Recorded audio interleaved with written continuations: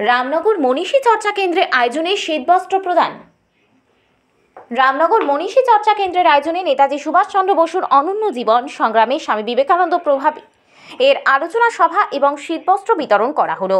পূর্ব মেদিনীপুর জেলার রামনগর বিধানসভার রামনগর 1 ব্লকের রামনগর বিদ্যাসাগর মূর্তির পাদদেশে ঈশ্বরচন্দ্র বিদ্যাসাগরের মূর্তিতে মাল্যদান করে নেতাজি সুভাষচন্দ্র বসু এবং স্বামী বিবেকানন্দের প্রতিকৃতিতে মাল্যদান করে অনুষ্ঠানের শুভ সূচনা হলো। উদ্বোধনী সঙ্গীতের মাধ্যমে অনুষ্ঠানের প্রাথমিক পর্যায়ের শুভ সূচনা হয়। উপস্থিত হয়ে আগত অতিথিবৃন্দ ঈশ্বরচন্দ্র বিদ্যাসাগর, নেতাজি সুভাষচন্দ্র বসু, স্বামী বিবেকানন্দের জীবন কাহিনী তুলে ধরেন এবং পুঙ্খানুপুঙ্খভাবে আলোচনা করেন। সংস্থার কোন পদে আছেন? আমি এই সংস্থার সভাপতি পদে আছি। বলছি রামনগর মনীষী চর্চা কেন্দ্রের সভাপতি আছি। আয়োজনে আজকে আমাদের এই মহতী অনুষ্ঠান যেভাবে যার জন্য আয়োজন করা হয়েছে তা হচ্ছে স্বামী বিবেকানন্দ এবং আমাদের সুভাষচন্দ্র বোসের সম্বন্ধে, এবং তার সঙ্গে আমরা বলেছি আমাদের বিদ্যাসাগর মহাশয়ের উল্লেখ করেছি তিনার চরিত্রের সম্বন্ধে বা তিনার থেকে যেটা আমরা গ্রহণ করতে পেরেছি। এবং প্রথমে আমরা বিদ্যাসাগর মহাশয়ের কাছে মাল্যদান করে উনাদেরকে আমাদের মহান মনীষী হিসাবে মাল্যদান করেছি, এবং তারপরে স্বামী বিবেকানন্দ, তারপরে আমরা আমাদের সুভাষচন্দ্র বোসের চরণে মাল্যদান করে পুষ্পার্ঘ্য দিয়েছি। এবং আজকে আমরা কিছু মানুষজন এবং আমরা নিজেরাও কিছু আর্থিক সংগ্রহ করে কিছু অবহেলিত মানুষ যারা এই শীতের দিনে কষ্ট পাচ্ছিল তাদেরকে দু একখানা কম্বল দেওয়ার জন্য আমরা খুব কষ্টের সহিত কিছু কম্বল আমরা সংগ্রহ করতে পেরে তাদের হাতে তুলে দিয়েছি পেরেছি। এতে আমরা ধন্য হয়ে গেছি, আমাদের সমস্ত কমিটি ধন্য হয়েছে, এবং যারা দান করেছেন তাদেরকেও ধন্যবাদ জানাচ্ছি। যারা গ্রহণ করেছেন তিনাদের কাছেও আমি করজোড়ে ক্ষমা প্রার্থী কিছু ত্রুটি থাকলেও।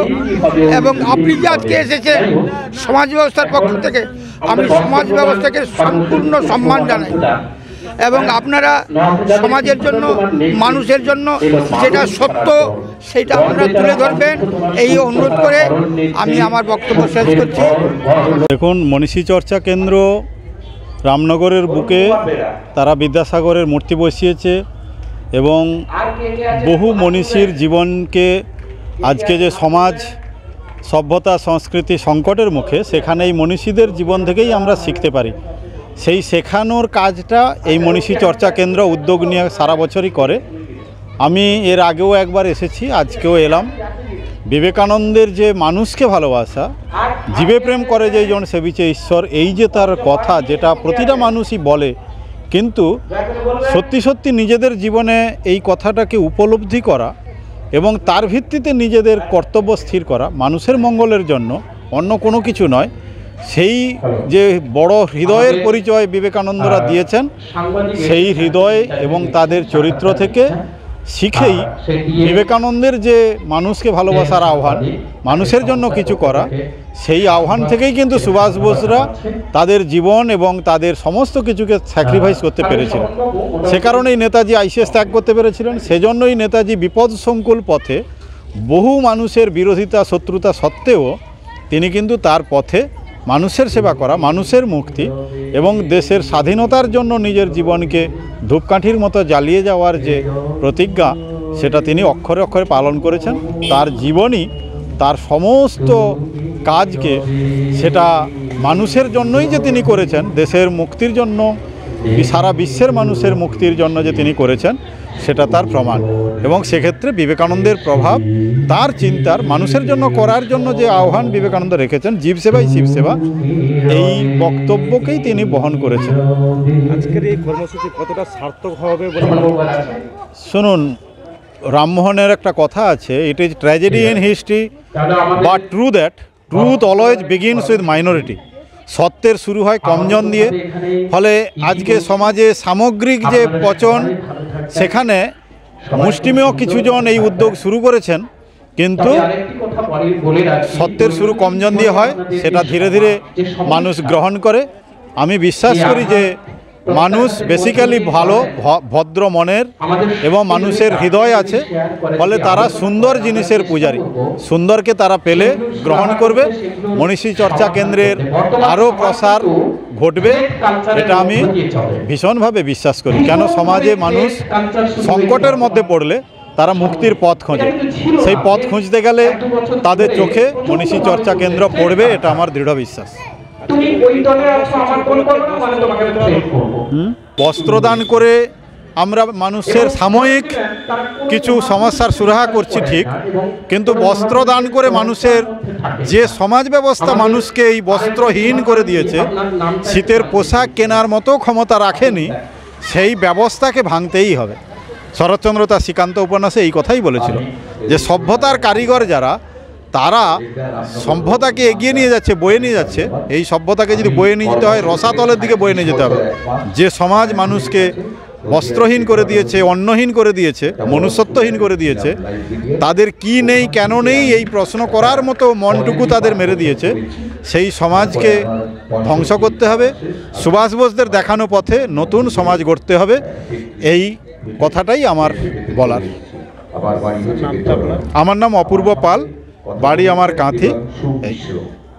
এই অনুষ্ঠানে উপস্থিত ছিলেন সংস্থার ও অনুষ্ঠানের সভাপতি সুশীল দে, প্রধান অতিথি বৃন্দাবন গিরি, প্রাক্তন শিক্ষক ও বিশিষ্ট সমাজসেবী, প্রধান বক্তা বিশিষ্ট সমাজসেবী অপূর্ব পাল, সংস্থার সহসভাপতি স্বপন মাইতি, ক্যাশিয়ার নারায়ণ বর্মন সহ সম্পাদক তৎসহ সঞ্চালক সুরেশ জানা, সঞ্জয় জানা, সমস্ত সদস্যবৃন্দ। সভাপতি শ্রী স্বপন কুমার মাইতি।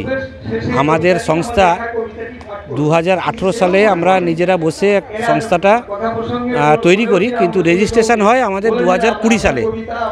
মানে ঠিক 20 সালের প্রাককালে 19 সালের মাঝামাঝি আমরা সিদ্ধান্ত নিয়ে এটা একটা আমরা সংস্থাটাকে রেজিস্ট্রেশন করব। কেন না, আমরা একটা 200 বছরের পূর্তি উপলক্ষে বিদ্যাসাগরের আমরা একটা মূর্তি তৈরি করব বলে সিদ্ধান্ত যখন নিলাম, তখন আমরাই সংস্থাটাকে রেজিস্ট্রেশনভুক্ত করেছি। তো আমরা আজকে এইভাবে দীর্ঘ 5 বছর ধরে বিভিন্ন রকম অনুষ্ঠান আমরা করে আসছি।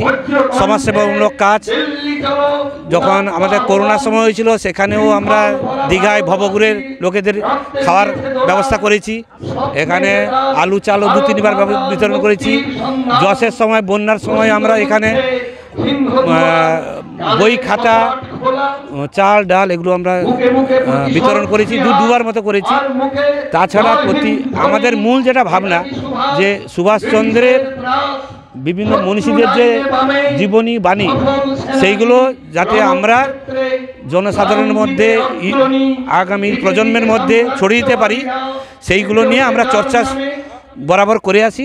বছরে আমরা এরকম বিবেকানন্দ, নেতাজি, বিদ্যাসাগর, রবীন্দ্রনাথ, ক্ষুদিরাম, ভগৎ সিং, এখন সবার, নজরুল, এদের প্রত্যেকের জীবনী নিয়ে আমরা আলোচনা সভা করি। এখন আমরা এই বছর এই কম্বল বিতরণটা আমরা যোগাযোগ করতে পেরেছিলাম। একজন দাতা আমাদের কিছু সাহায্য করেছিলেন। তারপর সদস্যরা সবাই মিলে আজকে আমরা 40 জন মতো সদস্যদের এবং বাইরের গরিব লোকেদের আমরা বস্ত্র হাতে তুলে দিতে পারলাম। ঠিক আছে, এই বলে আমার বক্তব্য শেষ করছি। আমি স্বপন কুমার মাইতি, আমি সংস্থার সহসভাপতি পদে বর্তমান আছি। সংস্থার সহসভাপতি স্বপন কুমার মাইতি সূত্রে জানা যায়, এই সংস্থা 2018 সালে প্রতিষ্ঠা হয়েছিল। 2020 সালে রেজিস্ট্রেশন হয়। গুটি গুটি পায়ে চলতে চলতে 55তম বছরে পদার্পণ করে। এই সংস্থা সারা বছর সমাজসেবামূলক কাজে যুক্ত থাকে। এই দিন শীতবস্ত্র তুলে দেওয়া হলো। রামনগর থেকে নিজস্ব প্রতিনিধির রিপোর্ট, ডিএন আপডেট।